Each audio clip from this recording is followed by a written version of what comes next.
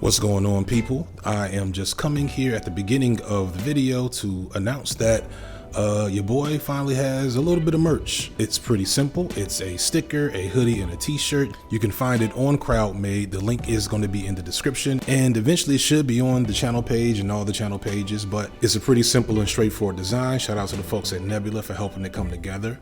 And yeah, if you're interested, please support the channel by buying some merch. All right, peace. So let me introduce today's guest. This is Miss Tee Noir.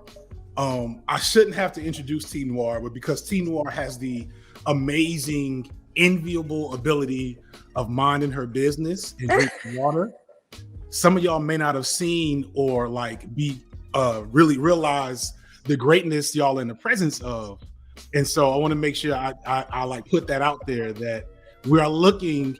If you do the archaeological genealogy of what Cornbread 2 or the current wave of Black left-leaning figures are right now, most of it ties back to the woman we are in the presence of.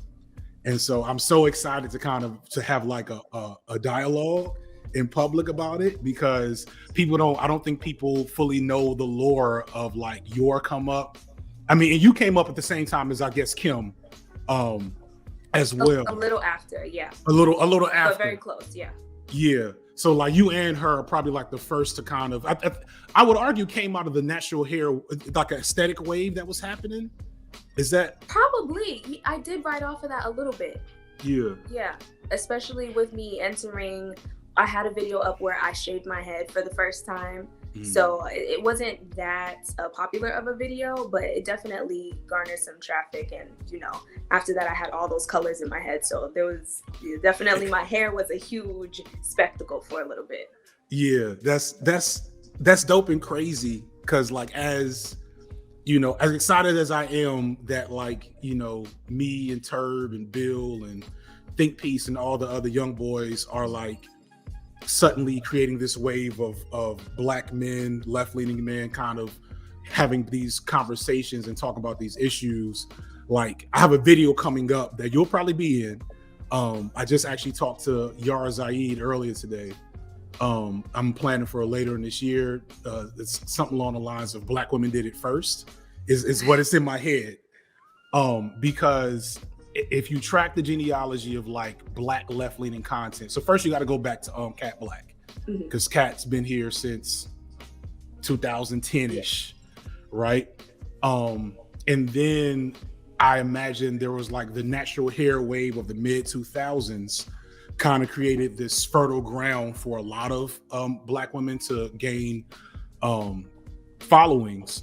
And then as the beauty and hair environment kind of became fractured, I know there was a lot of drama and different things.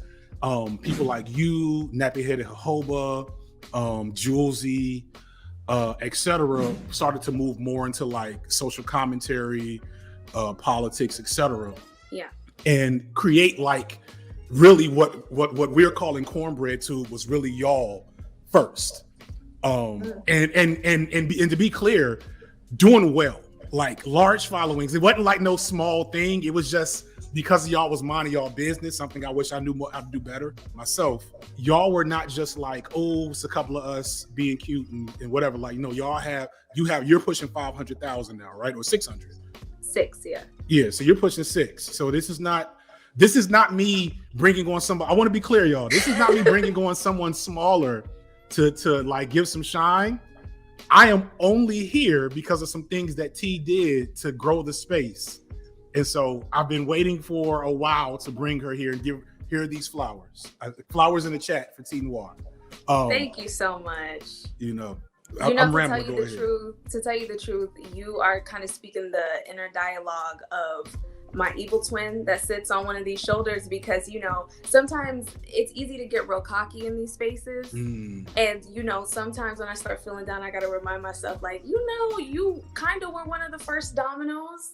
I don't necessarily want to say that I was a pioneer or anything, because I learn from everyone and I take from everyone just as much as I give. But Yeah, I put in a little work to blaze a couple trails, and that's the first Y'all time see? I'm saying it out loud. Like Yeah. you got you got me on my cocky shit today, but I mean, there's a time and a place for everything, so I'll reserve this space for that. Yes, I'm happy. I struggle with that too. You know what I'm saying? It's a weird, because I don't think any of us got into this on some super, I'm gonna be an influencer type shit, Yeah, or we yeah. doing different types of content. If anything, we ran from that title, influencer. Yeah. Yeah, But like, it's still influential. There's still waves and ripples. for sure. So can you tell the story? I'll fill in the blanks because I'm a nerd. But from your perspective, like how you found Khadijah, and like just that simple shout out, kind of the ripple effect. Could you kind of go into that? Yeah. So there came a point in time where my channel was starting to really pick up some traction. And right off the bat, I was like, I don't want to do this alone. I can't do this alone. And the way that I'm making these videos, even though obviously I'm the one writing it at that time, the only one editing it out, it was a one person show, but the videos could not come to life without the contributions of others. And it never for a second crossed my mind that if I take something, especially from another Black woman, that I wouldn't give her some shine too. Right. So with Khadijah, Khadijah was someone who I think their channel was being referred to me, and I would watch here and there, but Khadijah was sitting at something like 12 subscribers. Like, I'm right. So serious. It's so crazy how quick it happens. So I'm thinking it was a tug of war. Like, does this person actually want that kind of attention? Would it be weird for me to kind of rocket launch them into that? But at the same time, I didn't realize how hungry people were for more Black people in this space. So I thought, okay, if I say something about Khadijah, maybe in 2 weeks they'll have 2K tops. I turn around. I turned around and Khadijah got their own fan base practically. Like, it became an overnight sensation. And I was so grateful that directly after, Khadijah was so appreciative and really melted into the space, like so seamlessly. I'm like, okay, I handed off the baton, so to speak, to someone who was prepared for it, which I'm so grateful for. I'm so grateful I didn't ruin somebody's life. Yeah. Oh my God. We'll come back to like accidentally ruining people's lives off this shit in a second. Yeah. But Khadijah's content was just always so great to me, and yeah, it just worked that way. Yeah. So you passed the baton to Khadijah, and Khadijah just started like tossing batons in the air like dollars, like making it rain. Yeah. Like, hey, one of y'all grab it. It's COVID. Niggas is here watching videos. And so Khadijah shouted me out, shouted, I think, Yara Zaid out, shouted out Foreign Man, and a couple of different people. Mm-hmm. Shout out a lot of other people besides us, but I think we're probably some of the most notable people to kind of, because what Khadijah did, for those who don't know, Khadijah mentioned other creators, because what it's clear, like, I don't know how you did it, and that's something I'm curious about, but it's so clear that it's hard to get a wave if you're us without like getting a hook in someone else's wave first, you know, because I was at 1,000 subs before Khadijah shouted me out, and then talked about one of my videos, one of their videos, and then that took me to about 5,000. Then I had a big blow up video that really sent me into the stratosphere. And I know Khadijah got a shout out from you, and then they had, I think it was their digital blackface video that shot them into the stratosphere. But like your videos, go ahead. I think it was the Bridgerton video. It might have been Bridgerton. You're right. Yeah. It might have been Bridgerton. But you that did something. I was so shook. I vividly remember when, after my video came out, and then Khadijah, that was the first video that they released after I mentioned them, and it was doing something like 300K views one day. I was like, oh, I was so shocked. I couldn't believe. And then that's kind of when it really clicked for me. Like, I think we in here. I think we had started something. Yeah. And that's, I want to come back to that. But before we get into like the weird impact that I think we're all managing that we have, How did you grow? Because like Kim, like you grew in terms of everybody else in this space, in this nebulous black. Because I'm not, I don't want to label too much because then the label becomes commodity, then it becomes all kinds of other toxic stuff. Mm-hmm. But you grew, as far as I can tell, nobody else that's doing content adjacent to what we're doing grew as big as you as early. And everybody else has, people that different like models of how they do content. And I know everybody else had like either one big blow up or a shout out or something, but you kind of just came up out of nowhere. Do you know exactly what you did, or like, how do you put it in a bottle so we can sell it? Okay. So I was on TikTok trying to make something shake. I was like, height of the pandemic, we was all being sent home. And I'm like, if this is how life is going to be, I can't. So I'm like living on TikTok. I'm just setting the tone. Like I'm living on TikTok and I'm noticing that there is this gap. There's this gap where people are complaining about the lack of representation and just like the algorithmic bias and all of that, but didn't really have the language for it. And then it was almost like, I think that's the closest we ever came to a race war, that little point on TikTok. Right before the riots actually broke out. Yeah. And so people were nitpicking the things that, let's say 5 years ago, we would have been told we're doing too much to nitpick at, So things like the black sin, that word, that was the first time I heard a word like that. We're identifying that these white creators who are, costuming everything about our identity are blowing up. But, take someone like, I think her name is Head of the Hoochies. Someone like her who, like lives and breathes and is an actual black person was not getting the same amount of shine. But there was no language for it. We're kind of just in the comments like, this is weird. And so I'm like, let me try to hone in on this topic, share my personal feelings about it, and then maybe decorate it with a couple articles, like, a little bit of research. I put it out there, added a couple witty jokes, and then I feel like the right people saw it and resonated with them. And then I was getting shouted out by, I won't even lie to you, I think some allies who were feeling a little guilty. I was getting some shout outs there. That's what they're supposed to do. That's the whole, like, if you can't feel guilty and cut a check to a nigga. Come on. Like, come on now. It really ain't. I don't need you to. I was saying this to somebody. I don't need you to introduce yourself in every comment. Like, as a white American, I don't need. Yes. Like, I don't need you to do that. I need you to cut a check, share a video, join the Patreon. Don't even got to be mine. Yeah. You know what I'm saying? But like that's so like, don't feel bad, random white ally. Cut the check, show the support, show the love, and you'll feel better. We see you. We don't talk about it a lot, but we see you.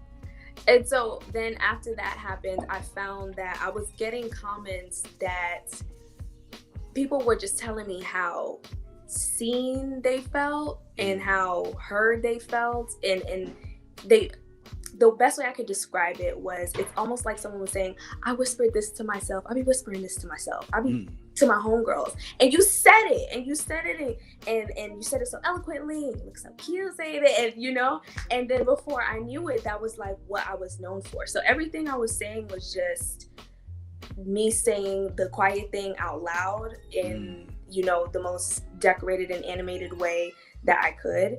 And I became kind of a soundbox for, especially, I think there was a point where I was a happy medium between like the Kim Fosters and then maybe, if I can say this, some other channels that are a little bit more gossipy, a little bit more messy. I was like that happy medium that didn't exist, just based on what the comments were saying. And there that was. That's kind of how it happened. That's interesting. So you managed to do something. I think TikTok probably makes this less possible now, at least from what I've heard. But you managed to kind of pull your TikTok crowd to YouTube. Yes. Back in 2020, which from what I've been told, like TikTok don't like no black people now, right? Like if you black on TikTok, you better be doing some wild coon shit. Or you got to be like you got to really find your tribe to like get any love off TikTok. but like pulling people from one medium to another is really difficult. So it's just on some God's plan shit. And yeah, that's super dope. And it's wow, when I hear you talk about the way people respond to you is probably why I've been to my detriment, maybe even so enthusiastic about like engaging in community, especially for Black men, because y'all, the films, Black films, of course things ain't always easy, and y'all got your handful of folks that make things a little messy, but there's like balance. In fact, there ain't even balance. I feel like there's way more Black women looking good, talking sense, what I'm saying, edges looking real nice, skin looking lovely, versus other folks that's not in that same energy. Whereas for brothers, if you ain't talking crazy, you basically can't get the mic. It's how I was feeling when I first came on. And I that same energy, you say, I can't be by myself, right? Yeah. Like, I don't like how that fit, especially when I don't know about you, especially when I got that first check. When I got the first couple of checks, and I was like, yo, I'm gonna quit my job. Yeah.